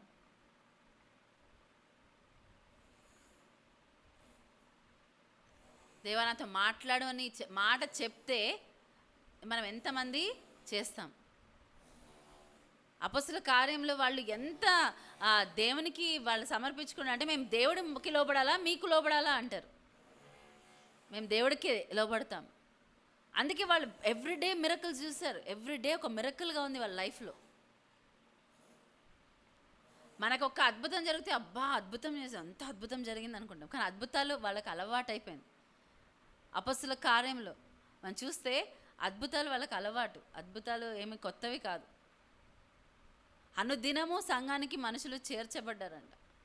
వాళ్ళు ఏక మనస్సు కలిగి ఉన్నారు, ఒక చోట ఉన్నారు, వారు కలిగి ఉన్నవన్నీ వాళ్ళు పంచుకున్నారు. డివిజన్ లేదు అక్కడ, యూనిటీ.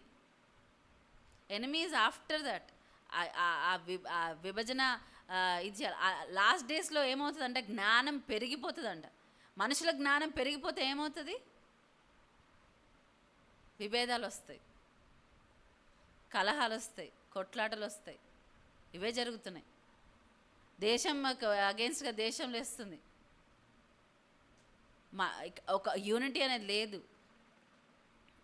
వాళ్ళకన్నా నాకెక్కువ జ్ఞానం ఉంది. ఎందుకు? మనుషుల జ్ఞానము పెరిగిపోయింది. ఎంత జ్ఞానం పెరిగిందో అంత భయం కూడా పెరిగింది. ఎందుకు? అది మనుషుల నుంచి వచ్చే జ్ఞానం. దేవుని జ్ఞానము, దేవుని పైన ఆధారపడడం ఉంటే ఎటువంటి పరిస్థితుల్లోనా శద్రక్ మేషక్ అబేద్నెగోలాగా మనం ఉంటామేమో.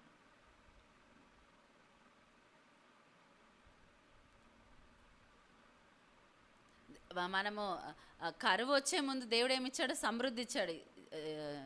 మనము యోసేపు కాలంలో చూస్తే అక్కడ ఇచ్చిన కళని బట్టి ఎవరిని పోషించాడు దేవుడు? ఎక్కడి నుంచో ఉన్న యాకోబు సంతతిని తీసుకొచ్చి పోషించాడు. కొంచెంగా ఉన్న వాళ్ళు ఇప్పుడు ఎంత గొప్ప జనంగా అయ్యారు. బానిసత్వంలో ఉండి ఒక యోసేపుని ఎరగని ఫరో ఒక ఆయన వచ్చినప్పుడు ఏమైందంటే వాళ్ళని శ్రమ పెట్టారు. ఎందుకు ఆ శ్రమ కూడా వచ్చింది? వాళ్ళు దేవునికి మొరపెడితే వాళ్ళకి విడుదల ఇవ్వాలని. వాళ్ళు దేవుడికి మొరపెట్టినప్పుడు వారి నిట్టూర్పులు చూచాడంటే వారి మొర దేవుడు విన్నాడంట. ఒక ఆన్సర్ పంపిస్తే ఆన్సర్ని తృణీకరించారు. ఎందుకు మేము అరణ్యంలో నశించిపోవాలని మమ్మల్ని తీసుకొచ్చావా మోషే అన్నాడు. ఏమైంది? వాళ్ళకి ఆన్సర్ ఉంది కదా, ఆన్సర్ వాళ్ళు ఒప్పుకోలేదు కాబట్టి వాళ్ళని విడిచిపెట్టాడు దేవుడు. సరే, మీ ఇష్టం. మనం ఏమైనా చేయగలిగే దేవుని వెంబడిస్తున్నాం, కానీ మనం ఏమైనా చేయడానికి సిద్ధంగా ఉన్నామా?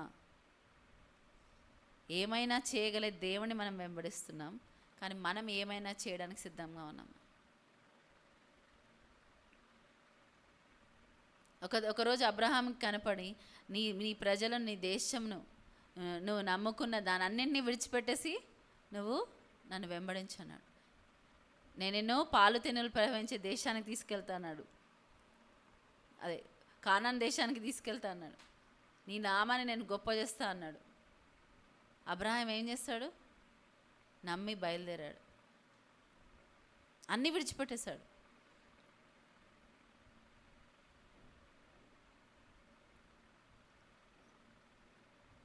అన్నీ విడిచిపెట్టేసి అబ్రహాము బయలుదేరాడు. చాలాసార్లు అవిధేయతలో మనం ఉంటాం, కానీ దేవుడు ఏం చేయట్లే అని దేవుని పట్ల సనుగుతాం, గొనుగుతాం. దేవుడు ఏమైనా చేయగలడు, ఆయనకు అన్నీ సాధ్యం. కానీ ఏమంటున్నాడు? మీ స్వబుద్ధిని ఆధారం చేసుకోకండి. ఎందుకంటే నేను స్టార్టింగ్ నుంచి ఎండింగ్ వరకు చూడగలిగేవాడు దేవుడు ఒక్కడే, మనుషులు ఎవరు కూడా. ఒక మనిషికి వెళ్ళే మార్గం మంచిగా అనిపిస్తుంది అన్నది, కానీ దాని అంతం ఏంటంట? మరణం ఉంటుంది అంటారు. The end of it is death అని ఉంటుంది. అంతము మరణం అంట. సామెతల్లో ఉంటుంది అన్నమాట. ఒక మనిషికి మనకు మంచిగా అనిపిస్తుంది, నేను బాగానే ఉన్నాను, ఏమవుతుంది? అరే నేను అది కాదు, అక్కడ సైన్యములకు అధిపతి అయిన సైన్యానికి నేను ఒక కమాండర్గా నేను వచ్చానంటే ఇక్కడ ఏమంటాడు? యెహోవా సేనాధిపతి నేను అంటే ఏమంటున్నాడు అక్కడ? నీవు నిలిచి ఉన్న స్థలము పరిశుద్ధమైనది, నీ పాదరక్షలు తీసివేయమని యెహోవా చెప్పగా, దాని ముందు చదువు, ఒకసారి చదువు. అందుకు యెహోవా సేనాధిపతి, నీవు నిలిచియున్న ఈ స్థలము పరిశుద్ధమైనది. దాని ముందు 14 వచనం. అతడు, కాదు, యెహోవా సేనాధిపతిగా నేను వచ్చి ఉన్నానెను. యెహోషువ నేల మట్టుకు సాగిలపడి నమస్కారము చేసి, నా ఏలినవాడు తన దాసునికి సెలవిచ్చినదేమని అడిగాను. ఇక్కడ ఏం చేస్తాడంట? నేను యెహోవా సేనాధిపతిని అని చెప్పిన తర్వాత ఏం చేస్తాడంట? ఆయన సాగిలపడి నమస్కారం చేసి, నా ఏలినవాడు తన దాసునికి సెలవిచ్చినదేమని అడిగాను. సో మనం ఆరాధించేటప్పుడు ఇక్కడ ఇంగ్లీష్లో చూస్తే అండ్ హీ వర్షిప్డ్ ఏమని ఉంటుంది. ఆరాధించినప్పుడు మనం ఏం చెప్తున్నాం? ఆయన గొప్పతనాన్ని మనం ఒప్పుకున్నప్పుడు ఏం చెప్తున్నాము? నేను నువ్వు చెప్పింది నేను చేస్తాను, నువ్వు గొప్పవాడివి, నువ్వు ఏమైనా చేయగలవు, కాబట్టి నేను నీ ప్రభుత్వానికి లోబడుతున్నాను అని చెప్తున్నాం. కానీ బయటకు రాగానే మనం ఒక రెలంలోకి వెళ్ళి బయటకు వచ్చినట్టే ఉంటాం. మనలో ఏం మార్పులు వస్తున్నాయి? నిజంగా ఆ విధంగా మనం దేవుణ్ణి నమ్ముతున్నామా? మన సొంత పనులు, సొంత విషయాలకి మనం ఎక్కువ మక్కువ చూపిస్తున్నామా? ఆరాధించే వరకు నేను దేవుడిని ఆరాధించిన తర్వాత నా లైఫ్ నాది. ఈ ఒక్క విషయం నా ఇష్టంగా చేస్తాను అని. ఇదే ఎరికోని జయించాక యెహోషువ ఆయి దగ్గరికి వచ్చినప్పుడు అదెంత మనకి చిన్నది, కొంతమంది నుంచి పంపించారంట. ఇక్కడ ఏమైందంటే ఆ చిన్న ఆయి పట్టణం ఏం చేస్తుందంటే వాళ్ళని తరిమి తరిమి కొట్టింది. అప్పుడు బట్టలు చింపుకొని అప్పుడు ఏడుస్తున్నాడు యెహోషువ.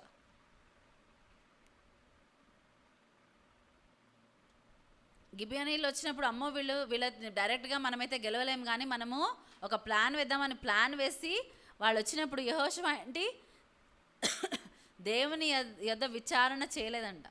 వీళ్ళతో నేను నిబంధన చేయాలా చేయలేదా. అందుకే దేవుడు ఏమంటాడు, నీ స్వబుద్ధిని ఆధారం చేసుకొనకు, నేను ఒక్కసారి నీకు విజయం ఇచ్చాను. సో అన్నీ ఒక్కసారి మనకు దేవుడు ఇచ్చేసాడు, మనం దూసుకొని వెళ్ళిపోతాం, ఇంకా మళ్ళీ దేవుడిని కూడా అడగం. కానీ ప్రతిసారి ఏం చేస్తాడంట, మన దావీదు దగ్గరికి వస్తే దేవుని యొద్ద విచారణ చేస్తాడు, దేవుని యొద్ద విచారణ చేస్తుంది. మనం నేర్చుకోవాల్సింది యేసుప్రభు ఆయన దేవుని కుమారుడు కదా, నేనెందుకు ప్రార్థన చేయాలి అనలేదు. కానీ ఏం చేశాడు మనకు తెలుసు, ఆయన ప్రతి విషయంలో ప్రార్థనకి, ఆయన లైఫ్లో పరిచర్య ప్రార్థన ఈ రెండు విషయాల్లో మనం చూస్తే ఎంత సమయం ఆయన ప్రార్థనలో గడిపాడంటే మనం ఎవరం కూడా అంత గడపమేమో. యేసుప్రభు కుమారుడయ్యుండి అని ఉంటుంది, కుమారుడయ్యండి ఆయన ప్రార్థనలో గడిపి తండ్రి నేను నా తండ్రి చెప్పిన పనులే చేస్తా అని చెప్పాడు. ఒకసారి ఎంతోమందిని వచ్చిన వారందరూ స్వస్థత పొందారు, అది తండ్రి చిత్తం. కొన్నిసార్లు ఒక్కరినే స్వస్థపరిచాడు, తండ్రి చిత్తం. అందుకే ఆయన ధైర్యం ఏం యోహాను 17వ అధ్యాయంలో నీ నామను నేను మహిమపరచాను అంటాడు. మనం చెప్పగలమా అంత ధైర్యం, నీ నామని మేము మహిమపరిచాం తండ్రి.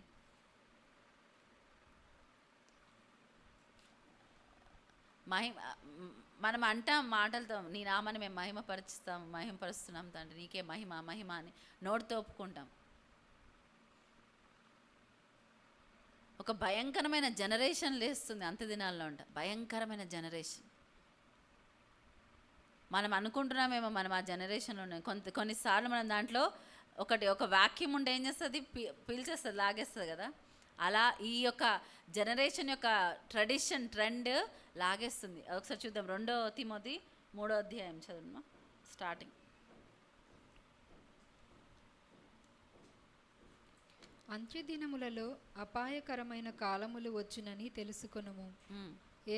ఎలాగనగా మనుషులు స్వార్థప్రియులు, ధనాపేక్షులు, బింకములాడువారు, అహంకారులు, దూషకులు, తల్లిదండ్రులకు అవిధేయులు, కృతజ్ఞత లేనివారు, అపవిత్రులు, అనురాగరహితులు, అతిద్వేషులు, అపవాదుకులు, అజితేంద్రియులు, క్రూరులు, సజ్జన ద్వేషులు, ద్రోహులు, మూర్ఖులు, గర్వాంధులు, దేవుని కంటే సుఖానుభవమును ఎక్కువగా ప్రేమించువారు, పైకి భక్తి గల వారి వలె ఉండియు దాని శక్తిని ఆశ్రయించుని వారునయుందురు. ఇట్టి వారికి విముఖుడవయుండుము. ఇక్కడ మనం చూస్తే 3వ అధ్యాయంలో చూస్తే ఏమంటే అపాయకరమైన దినాలు వస్తున్నాయంటే మనం వాళ్ళు చూసి మనం అనుకోవచ్చు, పౌలు కన్నా ఎవరైనా ఎక్కువ శ్రమలు అనుభవించారా? ఫిజికల్గా అనుభవించలే. మనం ఇక్కడ కొంతమంది ఉన్నారు, కొంతమంది స్టోరీస్ చదివినప్పుడు చాలా శ్రమలు అనుభవించారు వాళ్ళు. బ్రదర్ యున్ గారు అని ఒకటి, హెవెన్లీ మ్యాన్ అని ఆయనకి పేరు. ఆయన చాలా ఎక్కువ శ్రమలు అనుభవిస్తారు. అబ్బాయి ఇంత శ్రమలు ఈయన పాల్ తర్వాత ఎవరైనా శ్రమ అనుభవించడం నేను విన్నాను, చూసాను, అది చదివానంటే ఆయన గురించి. కానీ ఇక్కడ ఏమంటున్నాడు, అపాయకరమైన దినాలు వస్తున్నాయి అంటున్నాడు. పౌలు నువ్వు అనుభవించిన వాటికి నువ్వు చనిపోయి బ్రతికావు, అవమానాలు నిందలు భరించావు, చెరసాల్లో ఉన్నావు, కొరడాలు దెబ్బలు తిన్నావు, మరి ఎన్నోసార్లు షిప్రెక్ ఓడ కూలిపోయిన ఆ స్థితిలో ఉన్నావు. ఇన్ని పరిస్థితులను ఎదుర్కొని అపాయకరమైన దినాలు ఇంకా వస్తున్నాయి అని చెప్తుంటే అక్కడ దేవుని నామాన్ని బట్టి హింసించబడి దూషించబడి ఎన్నో అవమానాలు నిందలు అనుభవించిన వారు ఉన్నారు. కానీ అపాయకరమైన దినాలు అంత్య దినాల్లో ఏంటి, అంత్య దినములలో అపాయకరమైన కాలం వచ్చునని తెలుసుకోను అంటున్నాడు. మనం అందరం అంత్య దినాల్లో ఉన్నామని నమ్ముతున్నాం కదా. ఇక్కడ చదివిన లిస్ట్లో చాలా మట్టుకు మనం చూస్తున్నామా చూడట్లేదు. అంటే మనం అంత దినాల్లో ఉన్నట్లు లెక్క. అది బయట జరుగుతున్నాయి అనుకుంటాం, కానీ కొన్నిసార్లు సంఘాల్లో కూడా జరుగుతున్నాయి. ఎన్ని గిఫ్ట్స్ ఉన్నా, ఎన్ని ఇది ఉన్నా, మన క్యారెక్టర్, మన ఇది కనుక మనం తర్వాత ఆయన తిమోతికి చెప్తూ మనం చూస్తే, తర్వాత చదువు ఇంకొంచెం కింద 5వ వచనం.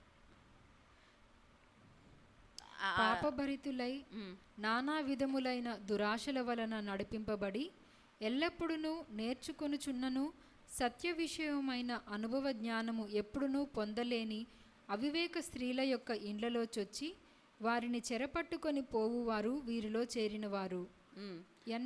యంబ్రే అనువారు మోషేను ఎదిరించినట్టు వీరును చెడిన మనసు కలిగి విశ్వాస విషయంలో భ్రష్టులై సత్యమును ఎదిరింతురు. అయినను వారి అవివేక మేలాగు తేటపడును, అలాగే వీరిది కూడా అందరికీ తేటపడును గనుక. ఇక్కడ మన జానస్ జంబ్రేస్ వీళ్ళు ఎవరో తెలుసా? వాళ్ళు ఐగుప్తులో ఉన్న మెజిషియన్స్ అనమాట. వాళ్ళు చేసే మ్యాజిక్ ఎట్లా, మరి మోషే ద్వారా కర్రను పాముగా ఎలా మార్చగలిగారు, వాళ్ళు కూడా ఏం చేస్తారు, మార్చగలిగారు. అంత గొప్ప మెజిషియన్స్ వాళ్ళు. అలాంటి వాళ్ళు ఏంటంటే సత్యాన్ని చేంజ్ చేసేవాళ్ళు, సత్యాన్ని తప్పుగా చేసేవాళ్ళు, డిసీవ్ చేసేవాళ్ళు. కానీ సత్యమా కాదు, అబద్ధమును సత్యముగా చూపించేవాళ్ళు అనమాట ఈ జానస్ అండ్ జంబ్రే. అబద్ధాన్ని కూడా సత్యం అని చూపించేవాళ్ళు. ఆల్మోస్ట్ సత్యంలాగా అనిపిస్తుంది అనమాట. ఆల్మోస్ట్, అరే మోషే కర్రని పాముగా మార్చాడు, వీళ్ళు కూడా కర్రని పాముగా మార్చారు. చాలా చాలా ఇవి మ్యాజిక్స్ చేయగలరు, మ్యాజిక్ ట్రిక్స్ చేయగలరు. కానీ అది నిజమా కాదు. ఒకవేళ నిజముగా దేవుని ప్రేమించి వెంబడించే వాళ్ళని కాకపోతే వాళ్ళకి దీనికి ఏం తేడా, అంతా ఒకటే అనుకోవచ్చు. నిజమైన ప్రేమను వెతకడం, నిజంగా మనం దేవుని వెతకడం అనేది ఇవాళ రేపు లేదు. యాక్చువల్లీ ప్రేమ అనే దాని మీనింగే మార్చేస్తారు ఇవాళ రేపు. There is no true love. మొన్న రీసెంట్లీ ఎవరితో మాట్లాడుతుంటే ఈ మాట వచ్చింది. నిజంగా ప్రేమ అనే దానికి అర్థమే మారిపోయింది కదా. ప్రేమ అనే దానికి కమిట్మెంట్, ప్రేమ అంటే ఏంటి, కమిట్మెంట్. ప్రేమ అంటే డెడికేషన్. అవి కనిపిస్తున్నాయి మనకి? ఉండవు. ఎక్కడో కాదు అది. ఇక్కడ మనం చూస్తున్నాము తిమోతిలో చెప్పబడిన మాటలు. ఏలైనగా మనుషులు స్వార్థప్రియులు, ధనాపేక్షులు, బింకములాడువారు, అహంకారులు, దూషకులు, తల్లిదండ్రులకు అవిధేయులు, కృతజ్ఞత లేనివారు, అపవిత్రులు, అనురాగరహితులు, అతిద్వేషులు, అపవాదకులు, అజితేంద్రియులు, క్రూరులు, సజ్జన ద్వేషులు. ఇక్కడ మనం చూస్తే క్రూరత్వం అనేది ఒక మామూలుగా కాదు. మనం ఎప్పుడు చూడని విషయాలు, వినని విషయాలు కూడా మనం చూస్తున్నాం. వికెడ్నెస్ అనేది ఎంత భయంకరంగా పెరిగిపోయింది. తల్లిదండ్రులకు అవిధేయులు, అదైతే చాలా కామన్ థింగ్ అయిపోయింది ఇవాళ రేపు. చాలా తల్లిదండ్రుల మాట వినకపోతే అది ఫ్యాషన్. అట్లాంటివి ఈ లోకం చేర్ చేస్తుంది. ఇంకేంటి, అనురాగరహితులు అంట. ప్రేమ, నార్మల్ ఎఫెక్షన్స్ అనేవి లేవు. స్వార్థప్రియులు, ఎంత స్వార్థం అయిపోయింది. మాకుంటే చాలు, మాకు ఇదైతే చాలు. క్రైస్తవుల్లోనే కనపడుతుంది. ఒకప్పుడు క్రిస్టియన్స్ అంటే ఒక స్టాండర్డ్ ఉండేది. ఏమవుతుంది, ఈ యొక్క జనరేషనల్ చేంజెస్ ఏవైతే వస్తున్నాయో దాంట్లో మనము వీఆర్ ఆల్సో బీన్ టేకెన్, అంటే మనం కూడా దానిలోకి కన్జ్యూమ్ అయిపోతున్నాం. తెలియకుండానే మనకి ఇది అవుతుంది. తెలియకుండానే అది మనలో ప్రవేశిస్తుంది. ద్వేషించేవారిగా. ఓల్డ్ ఇది చూస్తే వాళ్ళు ఎవరైనా యేసుప్రభుని తెలుసుకొని వాళ్ళు మారు మనసు పొందారంటే వాళ్ళ ప్రవర్తన ఎలా ఉంటుందంటే, ఎవరినైతే వారు హర్ట్ చేస్తారో వాళ్ళ దగ్గరికి వెళ్ళి వాళ్ళు క్షమాపణ అడగడం, రికన్సైల్ చేసుకోవాలి. లేకపోతే నేను పరలోక రాజ్యం వెళ్ళననే భయం ఉండేది. ఇవాళ రేపు ఉంటుందా? చాలా ఈజీ థింగ్ అయిపోయింది. క్షమించాయని అడగడం, వదిలేయడం. దేవుడు క్షమించేశాడు. క్షమాపణని వెతకడం, ఎందుకంటే ఒకవేళ మేము క్షమించకపోతే దేవుడు మా పాపాలు క్షమించడు. వాళ్ళు ఎంత భయంకరమైన వాళ్ళు అనేది కాదు, నేను భయంకరంగా వారికి వ్యతిరేకంగా పాపం చేస్తాను కాబట్టి నేను వారితో పశ్చాత్తాపడి వారిని క్షమాపణ, వాళ్ళు I should seek their forgiveness. ఎంత ఫర్గివ్నెస్ అనే వెతకడం అనేది ఎంత ఎవరైనా వెతుకుతున్నారా? ఆ విధముగా అమ్మో ఆ భయం ఉందా? నేను క్షమించకపోతే నాకు క్షమాపణ దొరకదు.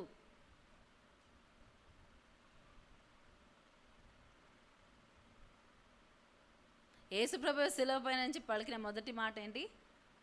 తండ్రి వీరేమి చేసినా వీరెరగారు కనుక విన్ని క్షమించు. ఒకవేళ మొదటి మాట శిలువ పైన క్లోజింగ్ ఏమంటారు వర్డ్స్ చాలా ఇంపార్టెంట్ కదా. ఎవరైనా లాస్ట్ చివర చెప్పిన మాటలు చాలా ఇదిగా తీసుకున్నాం.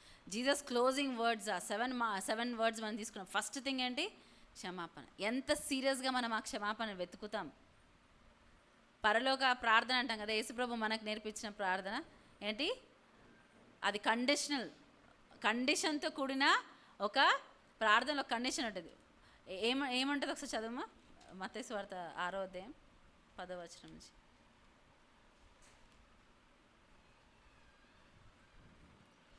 పరలోకమందున్న మా తండ్రి, ఆ వర్డ్ మా అపరాధాలు క్షమించబడి ఆ వర్డ్ చదువు.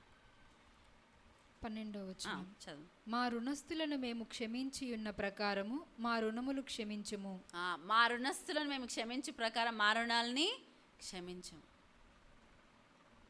ఎంతమంది అది అది కండిషనల్. అది ఎట్లయితే మీరు ఒక మనిషి మీకు 10 విషయాలు మీకు వ్యతిరేకంగా చేస్తే మీరు వారి యొక్క 5 విషయాలు క్షమించి 5 విషయాలు క్షమించలేదు, 5 క్షమించాను నేను చాలు అనుకున్నాను అనుకో, మనకేమవుతుంది అప్పుడు?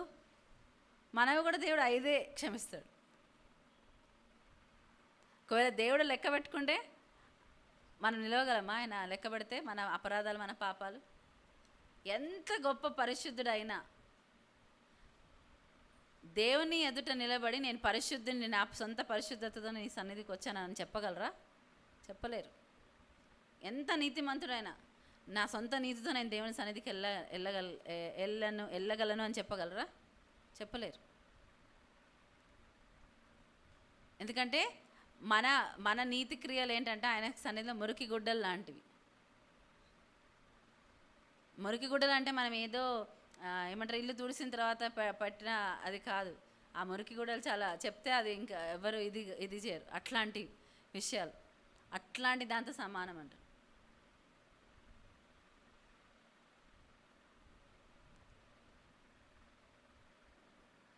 సో మనము ఏ విధముగా ఎత్తుకుతున్నాం? మనం దేవుని వెతికే విధానం ఎలా ఉంది? నిజంగా ఆ ప్యాషన్తో ఎత్తుకుతున్నామా? ఇవాళ క్షమాపణ అనేది నాట్ కామన్. ప్రేమ అనేది కండిషనల్ అయిపోయింది. అది కూడా మీరు నన్ను ప్రేమిస్తే మీరు నాకు మేలు చేస్తే నేను మీకు మేలు చేస్తాను. ఇర్రెస్పెక్టివ్ ఆఫ్ మనం ద్వేషించి వాళ్ళని ప్రేమించమని దేవుడు చెప్తే వాళ్ళంతా నేను చేస్తున్నాను, నేను వాళ్ళకి అంత చేస్తాను. వాళ్ళు నన్ను మోసం చేశారు కాబట్టి నేను వాళ్ళని ప్రేమించలేను. ఇలాంటివి ఉంటాయి. మనల్ని మోసం చేసిన వాళ్ళని, మనల్ని వ్యతిరేకించిన వాళ్ళని, మనని హేళన చేసిన వాళ్ళని ప్రేమించాలి. ప్యాషనెట్గా ప్రేమించాలి. ప్రేమించడంలో ప్రయాసపడాలి. మనం ఇంకా ప్రయాసం ఉందా? మనకు ప్రయాసం ఎప్పుడు మనకు ప్రయాసం అవసరం ఉంటుంది? కష్టమైతేనే కదా.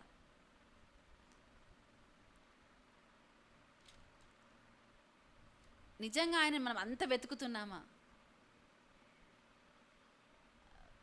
ఒకవేళ వెతకకపోతే మనం నిజంగా ఆయన మనం దేవుడు ప్రామిసెస్ అన్నీ క్లెయిమ్ చేసుకోవాలనుకుంటున్నాం, కానీ కొన్ని కండిషన్స్ ఉన్నాయి కదా, ఆ కండిషన్స్ మనం ఫుల్ఫిల్ చేస్తున్నామా? మనల్ని మనం ప్రత్యేకపరచుకోమంటున్నాడు దేవుడు. నన్ను ఘనపరిచి, ఎందుకంటే నేను నీ స్వాస్థ్యానికి ఇస్తా అంటాడు. ఒకసారి చూడు, యెషయా చూడమా, యెషయా 58:14 ఒకసారి చదువు. నీవు యెహోవా యందు ఆనందించెదవు, దేశం యొక్క ఉన్నత స్థలముల మీద నేను నిన్నెక్కించెదను, నీ తండ్రి అయిన యాకోబు స్వాస్థ్యమును నీ అనుభవంలో ఉంచెదను. నీ తండ్రి అయిన యాకోబు స్వాస్థ్యమును నీ అనుభవంలో ఉంచెదను. దాని ముందు ఏమంటున్నా? దేశం యొక్క ఉన్నత స్థలముల మీద నేను నిన్ను ఎక్కించెదను. ఏమంటున్నాడు? ఇవన్నీ నువ్వు చేస్తే, నీకు ఇష్టమైన పనులు చేయక, వ్యాపారము చేయక, నీకు ఇష్టమైన పనులు చేయకయు, వ్యాపారం చేయకయు, లోకవార్తలు చెప్పుకొనకయు ఉండిన ఎడల. లోకం విషయాలు కాదు. మనం ఈ లోకస్తులు కూర్చొని మాట్లాడుతుంటే చూస్తా, ఏమి పనిలేని కొంతమంది కూర్చుంటారు. ఎక్కువ ఉమెన్ ఇష్టపడతారు. అట్లా కూర్చొని వచ్చే పోయే వాళ్ళ మీద అందరి మీద కమెంట్ చేస్తారు. అందరు ఇన్ఫర్మేషన్ వాళ్ళ దగ్గర ఉంటుంది, ఏం పని పాటు ఉంటుంది, అదే చేస్తుంటారు.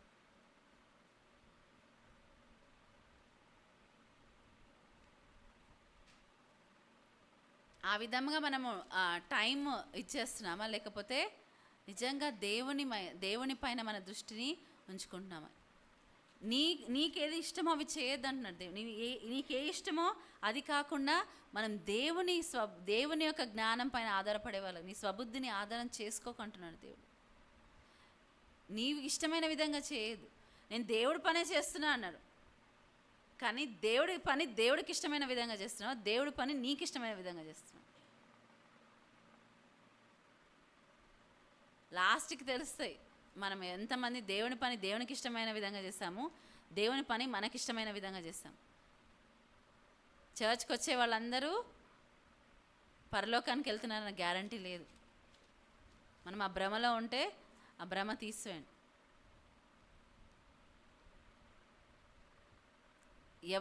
ఎవరి రక్షణ వాళ్ళు భయముతో వణుకుతో మీ సొంత రక్షణను కొనసాగించుకోండి. పక్కోళ్ళ రక్షణ గురించి మనం ఆలోచించే మన రక్షణ కూడా మనం ఫస్ట్ ఆలోచించుకుందాం.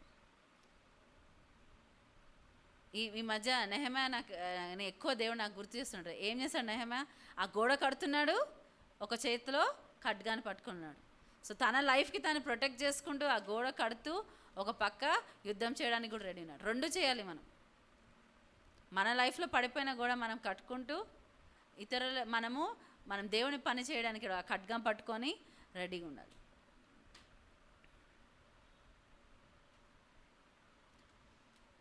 అదే ఒక జనరేషన్ అంత దినాల్లో జరిగే మార్పులు తెలియకుండా సంఘంలో ప్రవేశించేస్తుంది. మరణం కిటికీలు కూడా ప్రవేశిస్తుంది. డోర్లోంచి వచ్చే మనకు కనపడతాయి, కానీ కిటికీలోంచి వచ్చేవి మనకి కనపడవు. ఎంతమంది కిటికీలోంచి వచ్చేదాన్ని చూస్తూ ఉంటారు? డోర్లోంచి వచ్చేదాన్ని చూస్తాం, కానీ కిటికీలోంచి వచ్చేది చూడం. సో కిటికీలు గుండా వచ్చేవి మనకి తెలియకుండా ప్రవేశిస్తాయి. మరణం ప్రవేశిస్తుందంట ఆ విధంగా. అందుకే దేవుడు ఏమంటున్నాడు? నేర్పరిగల ఆ యొక్క రోధించే స్త్రీలను పిలిపించమంటాడు. ఎవరు గమనించగలరు ఇవన్నీ ఆపగలరు అంటే ఎవరైతే మెలకువగా ఉండి ప్రార్థన చేస్తారో వాళ్ళు చూడగలరు. దేవుడు వాచ్మెన్ కోసం వెతుకుతున్నాడు. ఎవరైతే నమ్మకంగా నిలబడి గ్యాప్లో ఉంటారు.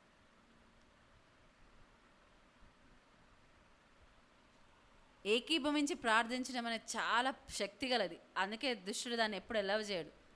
ప్రార్థించే వాళ్ళు విభజన చేస్తాడు, అంగీకరించకుండా చేస్తాడు. ఎందుకంటే వాడి మిషన్ సక్సెస్ఫుల్. మనం ఆ ఏకీభవించకుండా ఎంత ప్రార్థన చేసినా అది ఏ కార్యమైతే జరిగించాలో అది జరగదు. ఇద్దరు ఏకీభవించి ఆయన నామంలో మనం ఏది అడిగితే అది ఇస్తున్నాడు. అది డైరెక్ట్గా యేసుప్రభు చెప్పారా, ఇంకెవరైనా చెప్పారా? యేసుప్రభు చెప్పిన మాటలు. కానీ ఏమవుతుంది? అదే డైరెక్ట్గా దేవుడు మరి మాట్లాడించిన మాటలు కూడా దేవుడు ఇచ్చిన మాటలు కూడా మనం ఏం చెప్తాం? మనం ఏకీభవించి మనం ప్రార్థించడానికి ఏకీభవించి అంగీకరించి మీరు సమ్మతించి నా మాట వినండి, లేకపోతే నేను సాత్వికుడు దీన మనస్సు గలవాడిని, నా నుంచి నేర్చుకోండి, మీతో నాతో సమ్మతించండి, నాతో ఏకీభవించండి, నా కాడి మోయండి. ఎందుకంటున్నాడు దేవుడు ఈ మాటలు? మనం ఎప్పుడైతే మనము ఆయనతో ఏకీభవిస్తామో డైరెక్ట్గా మనము ఆయనతో పాటు అంగీకరించినప్పుడు డెఫినెట్గా మనం రిజల్ట్స్ చూస్తాం. ఈ లోకపరంగా మనము కొద్ది మట్టుకే మనము యెహోషువ కాలంలో జరిగినట్టు యెహోవా సైన్యాధిపతి అయిన మరి యేసుప్రభుని చూసినప్పుడు అప్పుడు ఆయన చిత్తం ప్రభువా సెలవి నువ్వు చెప్పింది చేస్తాడు, ఎరికో విషయం చేశాడు. మనం చూస్తే ఒక అద్భుతం జరిగింది. కానీ అది అలవాటుగా మార్చుకోలేదు, కొన్ని విషయాల్లో తప్పిపోయాడు. మనం నిజంగా అలవాటుగా మార్చుకున్నాం దేవుడి వెంబడించడం. Every point, every step. దావీదు హృదయానుసారుడు అంటే మనం చూస్తే దావీదు యెహోవా యందు విచారణ చేశానని చూడండి. మనం ఇంటికెళ్ళి చూడండి ఎన్నిసార్లు దావీదు అన్నాడు దేవుని యందు విచారణ చేశాడు, ఎన్నిసార్లు బలిపీఠాలు కట్టాడు, ఎన్నిసార్లు మనం చూస్తే మరి సౌలు కూడా సాక్రిఫైస్ చేశాడు, కానీ ఆ సాక్రిఫైస్ అంగీకారంగా ఉందా? ఆయన మాట వినకుండా చేశాడు. మాట వినని సాక్రిఫైజెస్ ఎన్ని చేసినా దేవుడు అంటాడు వద్దు, మీ ప్రార్థన నాకు ఆయన బాధిస్తే ఆయనకి ఏమంటారు అది ప్లీజింగ్గా లేవు, అబామినేషన్ లాగా ఉన్నాయి, అంటే అదొక హేయమైనదిగా ఉంది అంటాడు. కొంతమంది ప్రార్థనలు హేయమైనవిగా ఉంటాయి. ప్రార్థన చేస్తున్నాం అనుకున్న వాళ్ళు, లేకపోతే సంఘానిలో ఉన్న వాళ్ళు అందరూ దేవుని సన్నిధికి వెళ్ళలేరేమో.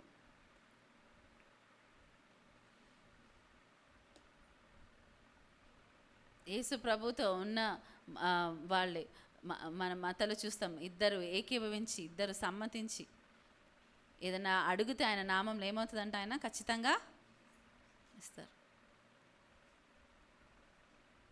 మనం ఈ భూమిపైన ఏది బంధిస్తే పరలోకంలో అది బంధింపబడుతుంది, భూమిపైన ఏది విడుదలిస్తే పరలోకం.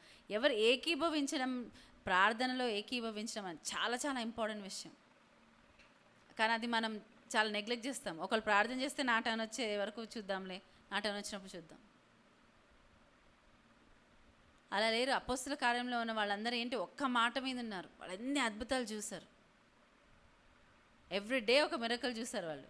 మిరకల్స్ అనేవి వాళ్ళకి అలవాటు అయిపోయింది. సంఘంలో ఇవాళ రేపు మిరకల్ అయితే అబ్బా అద్భుతమైందంట అన్నట్టు చూస్తాం.